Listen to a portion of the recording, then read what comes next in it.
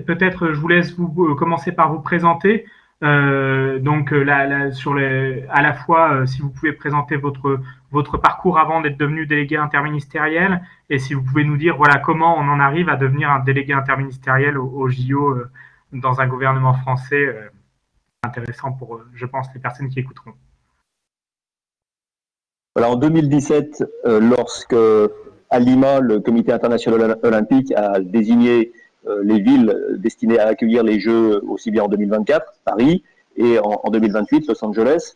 Dans la foulée, le gouvernement, qui avait déjà travaillé le dossier dans le cadre de la candidature, a demandé à chaque ministre de désigner un référent sur le dossier des JOP, comme l'on dit, de façon à ce que l'ensemble du ministère puisse laisser à cette personne le soin de soutenir, porter les mesures, les dynamiser, les présenter aussi dans un cadre interministériel.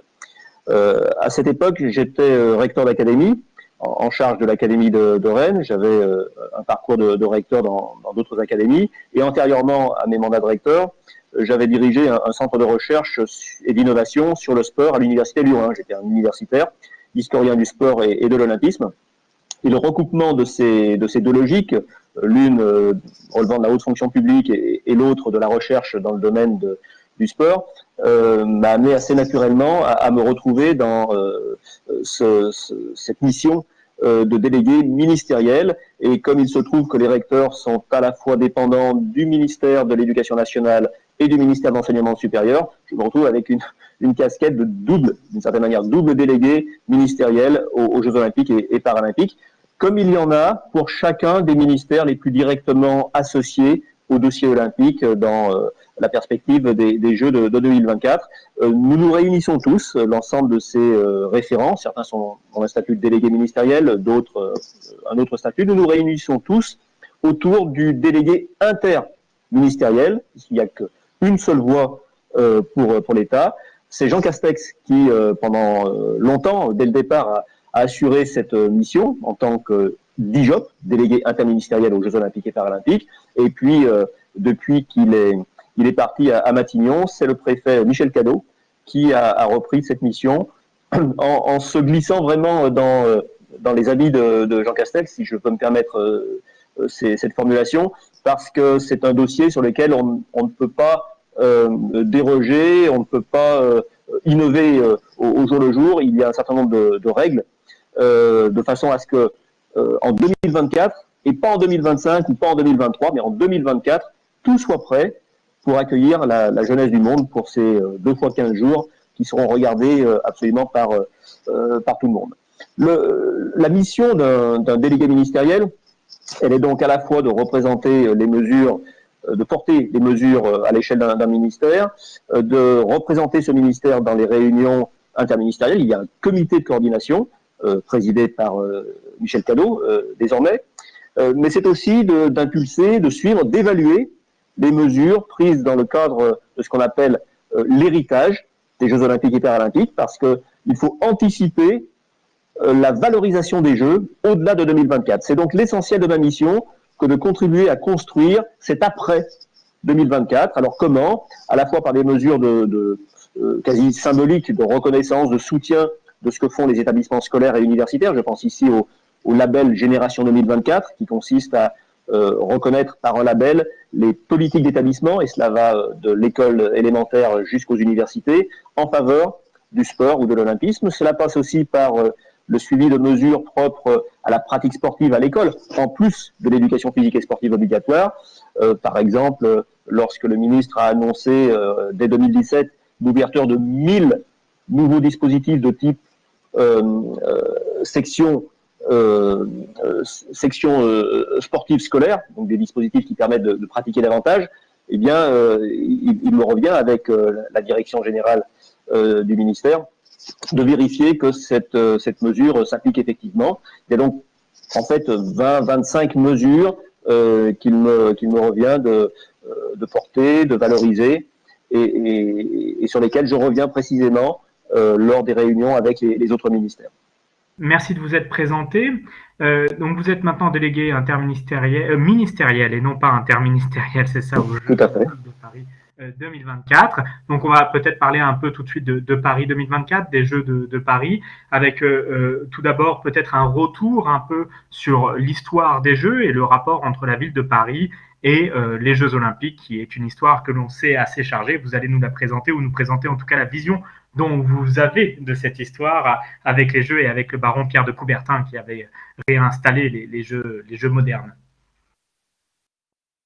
Ah, c'est une longue histoire hein, qui commence à la fin du 19e siècle, même s'il y a eu, avant les initiatives de Coubertin, des précédents en France et ailleurs en Europe, aux États-Unis, pour faire émerger des compétitions, des rencontres qualifiées d'olympiques ou d'olympiades, selon les cas, mais qui n'ont pas connu le succès que celle qui prend son essor à partir de 1896 à Athènes, à la suite d'une véritable campagne de conviction menée par le baron Pierre de Coubertin, campagne de conviction qui l'amène d'abord à un premier échec, un échec qu'il dépasse, puis à une réussite, et cette réussite, elle se déroule en France, dans le grand amphithéâtre de la Sorbonne, où il a invité des représentants du monde entier, enfin du monde sportif, mais aussi du monde diplomatique, et il parvient à valider l'idée de restaurer les jeux de l'Antiquité. Alors ces jeux se dérouleront presque sans discontinuité jusqu'à nos jours, presque, parce que pendant les deux guerres mondiales, il n'y aura pas évidemment de jeux, et puis on sait que jusqu'à aujourd'hui, Tokyo doit reculer de quelques mois en raison du contexte de pandémie. Donc on voit comment les jeux sont aussi dépendants de contextes qui les dépassent, et c'est aussi la raison pour laquelle ces jeux n'ont jamais été neutres. Ils sont saturés en enjeux politiques, économiques, industriels, touristiques, et pas simplement par des enjeux sportifs. Oui, merci pour ce retour. Et c'est vrai que c'est des jeux qui sont à la fois centrés sur un objet international et global qui sont le fait de faire rencontrer des nations en un endroit pour faire du sport. C'est aussi des jeux qui s'ancrent localement. Et si je peux me permettre de revenir donc sur cette question des jeux de Paris en particulier, puisque c'est notre question aujourd'hui, comment aujourd'hui on présente des jeux qui sont les Jeux de Paris 2024, alors qu'ils sont eux-mêmes finalement attachés à un ensemble de communes et de municipalités de territoires de la banlieue parisienne, dont les cadres sociaux et économiques sont extrêmement différents les uns des autres. Et finalement, voilà, les Jeux de Paris ne sont pas vraiment les Jeux de Paris, mais les Jeux de la région parisienne, avec cette banlieue qui disparaît du nom. Comment aujourd'hui on gère l'image des territoires qui sont associés aux Jeux sans en être mentionnés directement? Les Jeux ont souvent été organisés à côté de la ville haute, la ville majeure. C'est même presque la règle, je dirais, pour les Jeux d'hiver. On pense à Vancouver, pour prendre cet exemple, et quand on est à Vancouver, on est très très loin des pistes. Mais les Jeux d'été n'échappent pas à la règle. Et puisqu'on discute de Paris, prenons les Jeux de 1924, les seconds pour Paris après l'expérience de 1900. L'essentiel des Jeux de 1924 s'est déroulé à Colombes, pour des raisons qui peuvent être politiques, qui peuvent être financières, qui peuvent être de développement territorial. Il n'en reste pas moins que c'est presque la règle. C'est presque la règle. Paris 2024 n'échappe pas à cela. D'ailleurs, le CIO lui-même a évolué sur sa doctrine. Si l'on lit avec attention la charte olympique, et notamment son article 32, on y trouve que désormais, je cite, « L'honneur et la responsabilité d'accueillir les Jeux olympiques sont confiés par le CIO en principe à une ville qui est élue hôte des Jeux olympiques. Lorsque cela est jugé approprié, le CIO peut désigner plusieurs villes ou d'autres entités, telles que des régions, États ou pays, en tant qu'hôte des Jeux olympiques. » Donc il y a une reconnaissance officielle par le CIO de cette possibilité d'élargir. Rien n'interdit donc à un territoire plus vaste qu'une seule ville de candidater, mais il faut être capable de donner des garanties qui sont à la fois financières, hôtelières, logistiques, sécuritaires, de plus en plus aussi. Il y a également des garanties d'accessibilité, des garanties juridiques, des garanties, je dirais aussi, d'image, qui réduisent de fait les options possibles. D'autant que l'article 34 de la Charte olympique précise que, je cite encore, Priorité doit être donnée à l'utilisation de sites et d'infrastructures existants ou temporaires. Donc, ça réduit d'autant les possibilités. Dès lors, dans la compétition qui oppose les villes candidates, il est généralement plutôt attendu de mettre en avant une ville phare, car elle dispose déjà d'un potentiel de reconnaissance et donc de garanties que n'offre pas une ville moyenne. C'est le cas de Paris. C'était le cas et ça le reste. Rien n'aurait interdit de déposer la candidature de Saint-Denis ou de Saint-Ouen, mais le socle des votes favorables au CIO aurait été initialement très faible, parce que Saint-Denis n'était pas connu. La stratégie consistant à afficher la ville phare avec des satellites, où l'effet héritage, à ce moment-là, joue à plein, est sans doute, dans le contexte actuel et au regard des attentes des membres du CIO, la meilleure des stratégies. Alors on peut comprendre la frustration d'organiser concrètement la moitié seulement des Jeux sans être la ville qui restera dans les mémoires, la moitié par Paris et la moitié pour d'autres communes.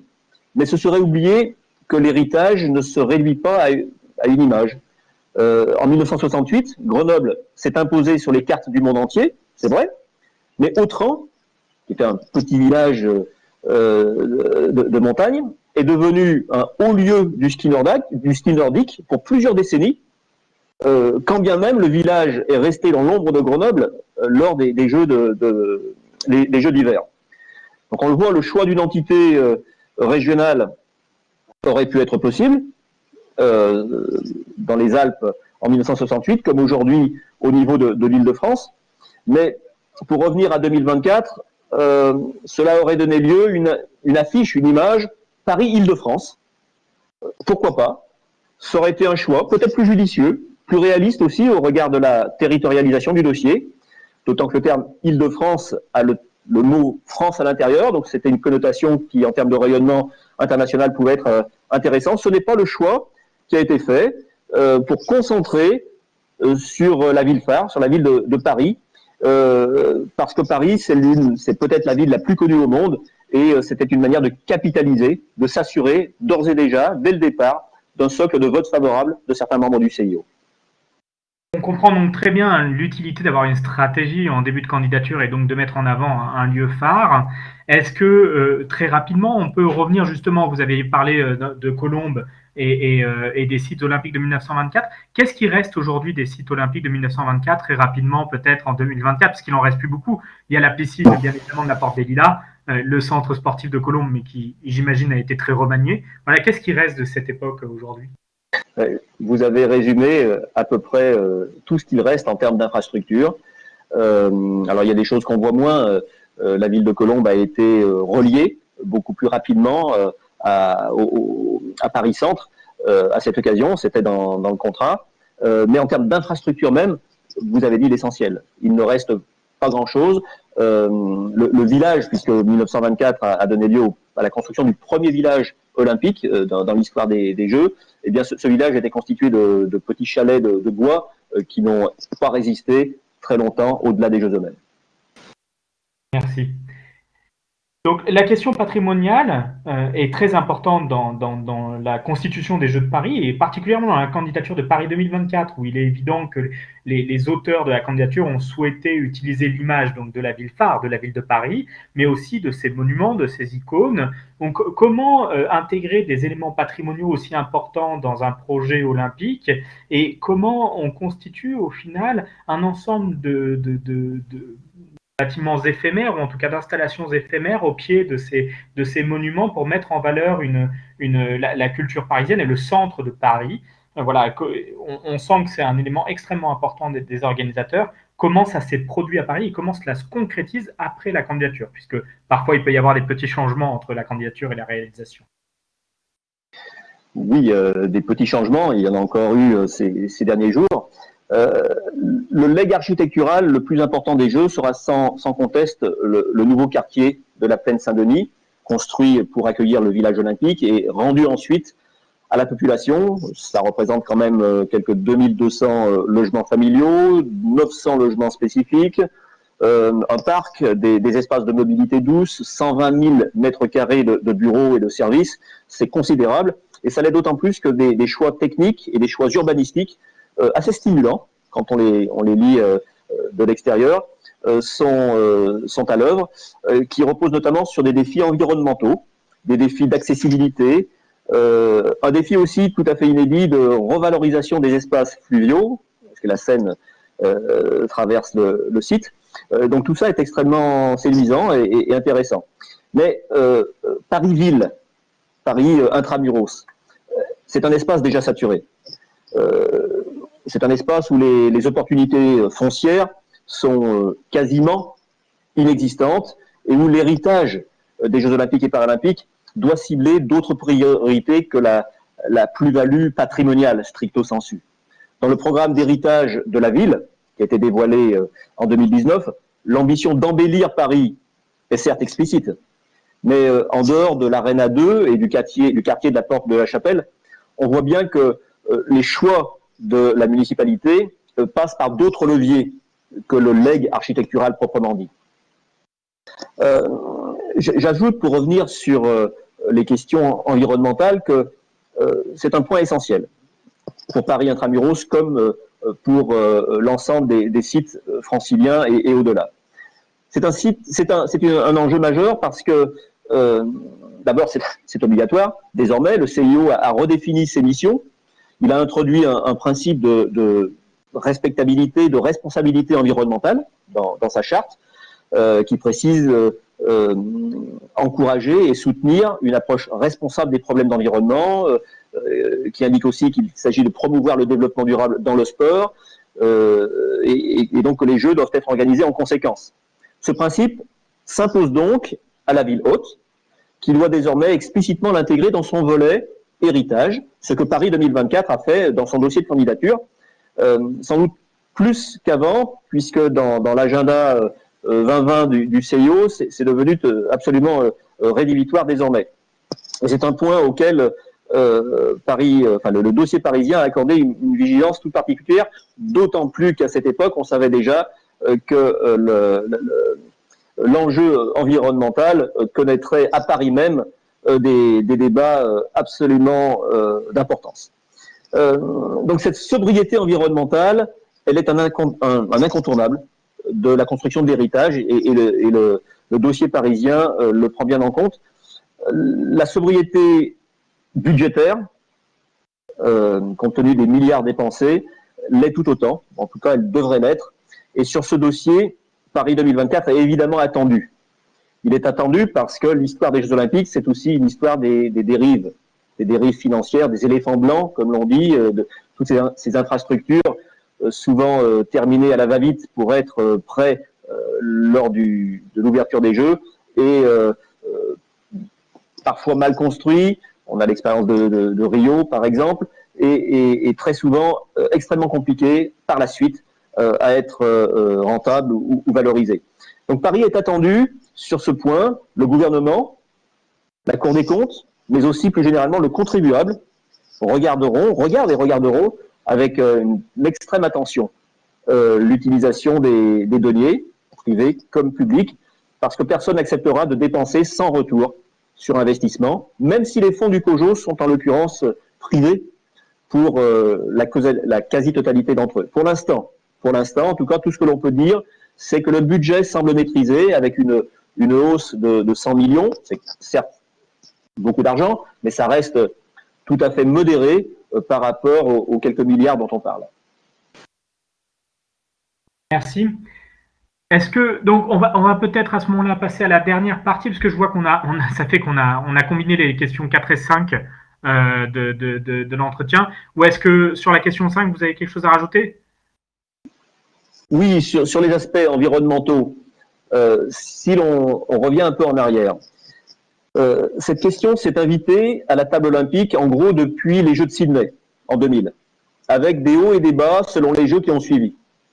Mais une étape importante a été franchie quand le CIO a décidé de placer ces questions en haut de son agenda, en haut de ses priorités. D'abord, en 2013, dans un document de référence sur l'héritage olympique, qui est signé par le CIO, puis l'année suivante, puisque c'est en 2014 que le CIO définit son agenda 2020, ajouté à la COP 21. On voit bien comment cet impératif environnemental s'est alors imposé à toutes les villes qui candidataient à cette époque, ce qui explique l'importance du dossier pour les deux événements japonais et français de 2020 et 2024.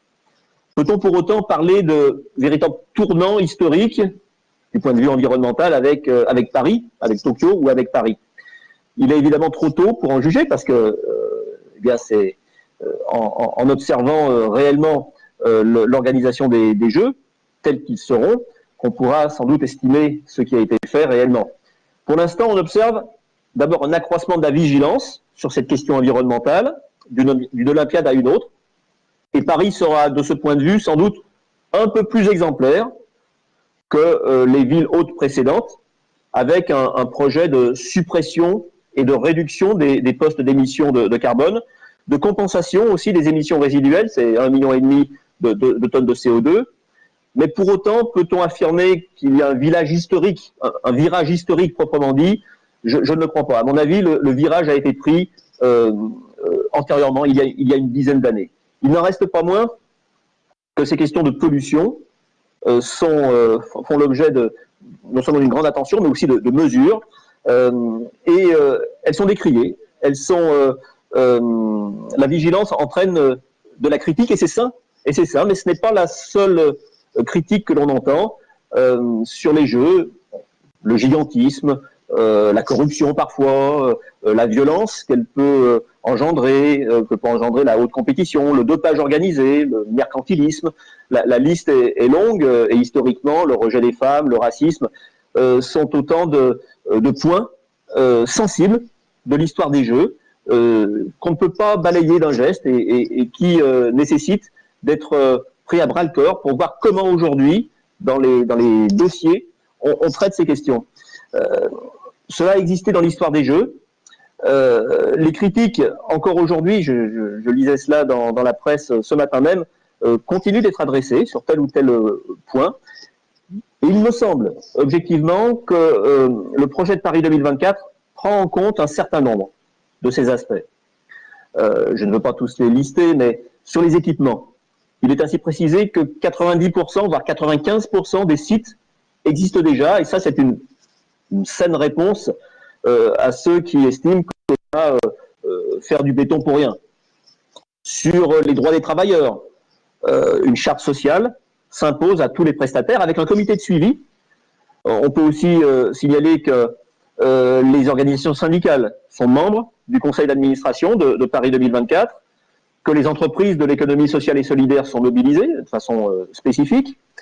On peut aussi remarquer que la Solidéo, qui est en charge de la livraison des infrastructures, a adopté en juillet 2018 une charte en faveur de l'emploi et du développement territorial qui oblige à rendre accessible 25% du montant des marchés aux TPE, PME et structures de l'économie sociale et solidaire, plus un certain nombre d'autres points qui montrent que donc ces questions sont vraiment prises à bras-le-corps, mais encore une fois, il faudra voir à l'issue des Jeux ce qui aura été réellement réalisé par rapport au projet initial. Parfait, merci. On peut peut-être maintenant passer à la partie consacrée donc au projet urbain olympique, comme on l'explique dans ces entretiens qui portent sur les Jeux olympiques, mais notamment et en particulier sur la question des projets urbains olympiques. Dans le cas de Paris, on constate qu'il y a 3 grands pôles qui ont été dessinés. Un pôle qui se situe donc au nord de Paris, en plaine Saint-Denis, un pôle parisien qui se situe autour du 16e arrondissement, Bois de Boulogne, avec un certain nombre d'infrastructures permanentes et qui peut s'étendre jusqu'à la Tour Eiffel pour les installations temporaires. Et enfin, un pôle qui se situe sur le territoire de Versailles et Saint-Quentin en Yvelines. Est-ce que vous pouvez nous expliquer quel a été le choix de ces pôles et peut-être d'ailleurs le choix d'avoir continué dans la lignée des candidatures de Paris 2008 et 2012 qui avaient déjà implanté une partie de ces pôles ou en tout cas les avaient déjà prononcés? Alors, la réponse est double et tient peut-être dans la complémentarité de 2 approches, l'une touristique et territoriale et l'autre plus économique. Parce qu'il y a d'abord un pari de territoire. Les Jeux olympiques et paralympiques permettent de valoriser les sites où se tiennent les épreuves. Ils permettent aussi de valoriser indirectement les sites où la logistique existe. Je ne pense pas ici au village qui a sa propre logique, mais par exemple à d'autres hébergements. La concentration de tout cela sur un même lieu, ou dans un espace resserré en tout cas, présente des avantages en termes de coûts, en termes d'organisation, en termes de sécurisation. Mais la dispersion augmente le potentiel touristique. Et donc le défi économique qui est à relever lorsqu'on accueille un tel événement. Donc on voit bien qu'il y a une tension là entre deux positions qui peuvent être perçues contradictoirement.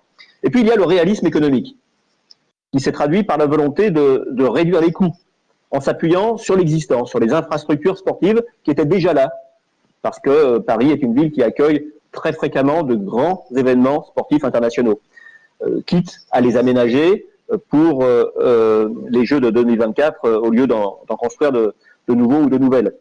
Était-il imaginable, par exemple, de se passer du vélodrome de Saint-Quentin-en-Yvelines? Évidemment non. Alors, quand on juxtapose les deux cartes, celle des installations sportives déjà là et celle des hauts lieux touristiques, cela donne un certain nombre de possibles, qu'il a ensuite fallu arbitrer en tenant compte notamment des questions de transport, de sécurité et d'image globale du site.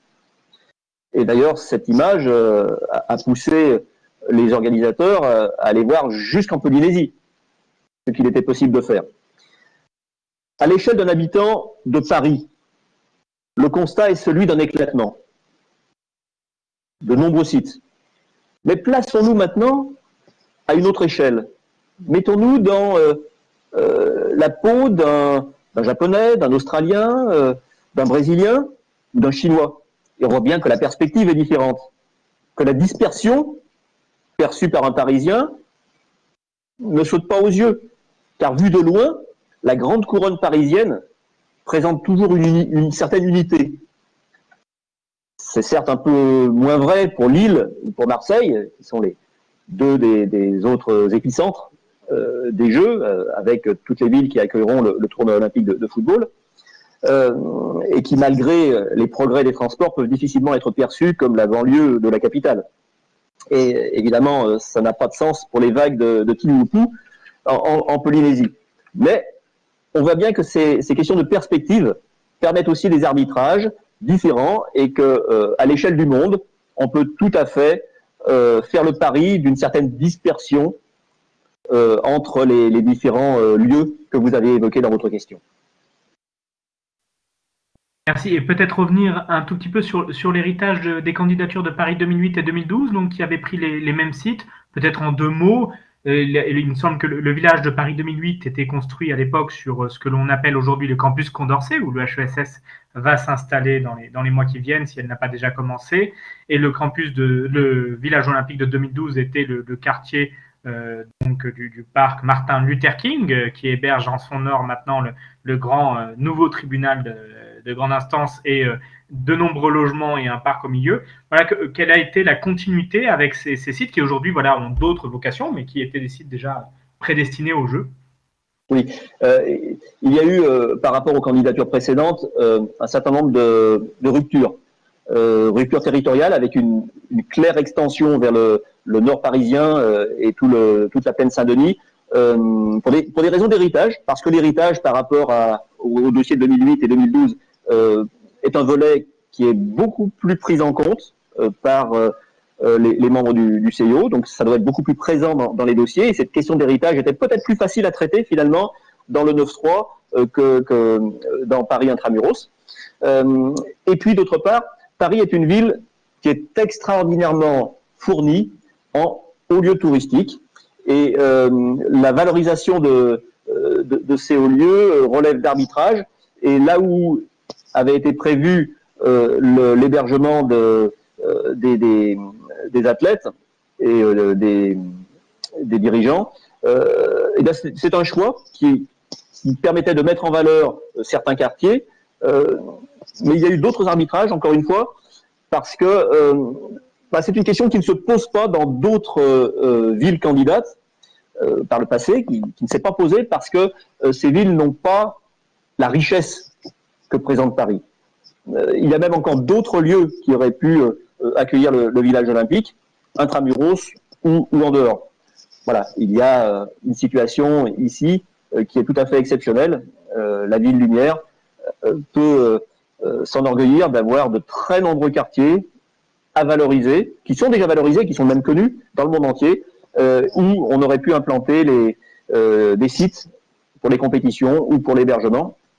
Et donc le choix qui a été fait a été de décaler cet enjeu de valorisation en dehors des murs de Paris, tout en conservant l'image parisienne, puisque c'est le dossier de Paris 2024.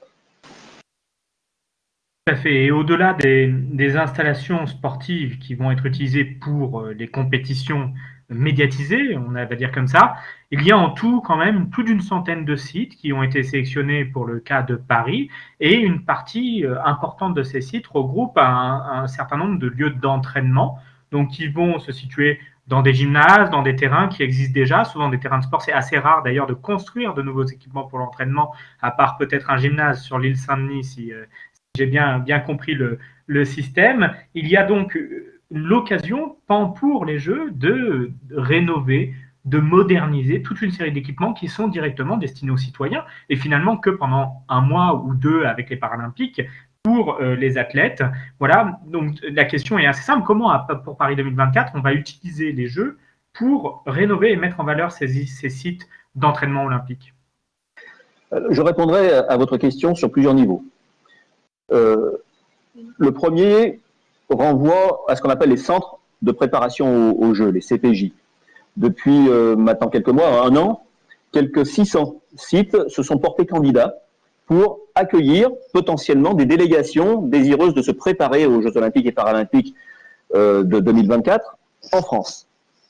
Ceux qui ont été sélectionnés, et ils l'ont été sur la base de critères essentiellement techniques, seront regroupés dans un catalogue et proposés à partir des Jeux de Tokyo dans quelques mois aux délégations étrangères qui sont à la recherche de sites pour préparer leurs équipes. Et ils auront entre septembre 2021 et l'été 2024 pour profiter de ces infrastructures qui ont été remises aux normes quand elles ne l'étaient pas pour bénéficier de la reconnaissance CPJ par les autorités, à la fois celles du ministère des Sports et Paris 2024. La mise aux normes de ces infrastructures est de fait l'un des premiers effets des Jeux Olympiques et Paralympiques de Paris. Le deuxième niveau, c'est celui de la restitution des sites olympiques à la population, avec naturellement ici un point particulier pour les habitants de Plaine-Saint-Denis, puisque c'est là où, en particulier, le centre aquatique olympique, avec ses 4 bassins, sera construit. On sait que sur ces bassins, la moitié seront rendus pour la pratique sportive, l'un plutôt pour l'apprentissage, un autre, le dernier, pour le loisir aquatique. Il y a donc restitution clairement à la population qui pourra en profiter. Le troisième niveau est plus large encore que la Plaine-Saint-Denis et même que l'Île-de-France. Il est lié à ce label qui s'appelle Terre de Jeux, lancé récemment par Paris 2024, en direction du mouvement sportif, mais surtout des collectivités, quelles qu'elles soient, de la petite commune jusqu'à la région. L'idée étant d'accompagner les collectivités qui s'engagent à travers plusieurs volets, un volet de célébration, un volet d'héritage et un volet d'engagement proprement dit, autour de la perspective des Jeux Olympiques et Paralympiques de 2024.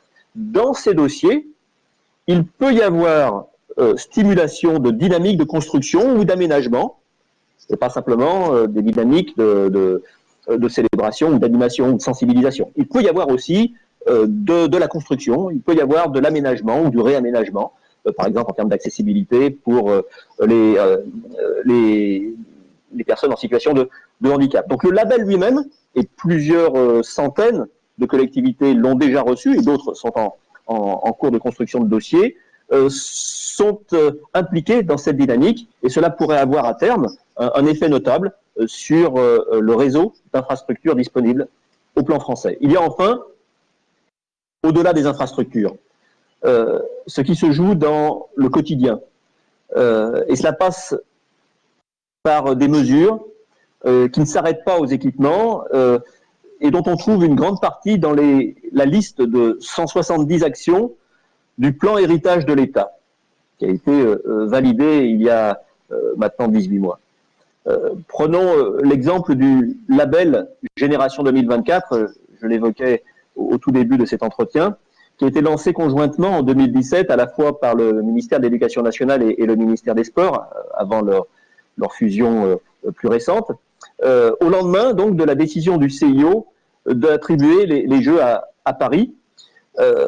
C'est un label qui vise à développer des passerelles entre l'école et le club, entre le mouvement, enfin entre l'univers scolaire et universitaire et le mouvement sportif. Les établissements qui font cet effort de développer une politique d'ouverture, de renforcement de la pratique sportive et d'ouverture vers les clubs peuvent candidater à ce label. D'ores et déjà, plus de 3300 écoles, collèges, lycées et 65 grandes écoles et universités ont été labellisées. C'est considérable. Ça représente quelques 2,5 millions d'élèves et d'étudiants scolarisés dans des structures dont la politique sportive est ainsi valorisée et renforcée en direction des jeunes et qui bénéficient directement, ici, au quotidien de ces politiques. On voit donc, alors ça c'est un exemple de mesure, mais on voit donc que l'accumulation de ces actions, certaines lancées par le gouvernement, d'autres par Paris 2024, d'autres encore par les collectivités, tout cela converge pour changer le quotidien et que ce quotidien des Français et des Françaises soit plus sportif. Et c'est d'autant plus important que le contexte aujourd'hui est, vous le savez, extrêmement compliqué. Oui, d'ailleurs, ce contexte, peut-être qu'on peut l'ajouter pour la fin, pour un mot de fin. Comment aujourd'hui Paris 2024 gère la question du Covid, du report à Tokyo, et quelles sont les conséquences éventuelles qu'on pourrait imaginer dans 4 ans, même si tout est difficile à projeter dans la situation que l'on connaît. Et voilà, quel est le regard qu'on peut avoir depuis Paris 2024 vers Tokyo 2020-2021. Le premier effet du report des Jeux de Tokyo d'une année est de concentrer les temps d'action et de communication de Paris, non pas sur 4 ans, mais sur 3 ans. Je pense notamment aux partenaires. Les partenaires sont engagés d'une Olympiade à une autre. Donc, ce qui devait se faire ici, se nouer et se déployer sur 4 ans, le sera sur 3 années. Donc, on imagine les négociations ou les renégociations que cela suppose avec les sponsors pour que cette différence de 25% du temps consacré à la valorisation, à l'accompagnement, soit prise en compte. Donc ça, c'est un premier effet. Il y a un deuxième effet qui, pour l'instant, ne prête pas trop à conséquence, qui est celui de la mise à l'arrêt ou du ralentissement de très nombreux chantiers, parce que le contexte ne permet pas à l'économie française de travailler à plein. Et la question s'est posée des chantiers olympiques. Alors certes, l'essentiel des infrastructures existe déjà, mais il y a énormément à faire encore. Le dossier avait été monté avec une certaine souplesse dans le calendrier, de façon à être prêt souvent quelques mois avant les Jeux de Paris. Cette marge a permis, pour l'instant, de ne pas entrer dans un calendrier trop compliqué, parce que nous sommes encore, sur quasiment tous les dossiers, dans la marge. Mais si la pandémie durait, et si l'économie française restait encore dans cette situation pour plusieurs trimestres, alors on pourrait craindre éventuellement sur tel ou tel site peut-être des retards. Et puis il y a évidemment tout ce que Paris 2024 souhaitait faire en termes de sensibilisation à l'activité physique, toutes les campagnes qui étaient prêtes, souvent d'ailleurs avec les services de l'État comme partenaires, eh bien toutes ces campagnes, on le voit encore en ce moment, ne peuvent pas être déployées comme on l'aurait souhaité. Parce que les installations sportives, les gymnases ont été un temps fermés, parce que les Français ont été réduits de fait dans leur velléité d'activité par maintenant le couvre-feu ou par les difficultés à rejoindre, par exemple, une installation sportive située à plusieurs kilomètres. Donc, ce contexte n'est pas favorable à l'accrochage des campagnes de sensibilisation que les Jeux Olympiques et Paralympiques de Paris 2024 auraient pu stimuler, mais espérons que ce n'est que partie remise. Merci d'avoir répondu à ces questions et je pense que ça sera très pertinent. Je vous souhaite une bonne journée. Bonne fin d'après-midi. Au revoir. Au revoir.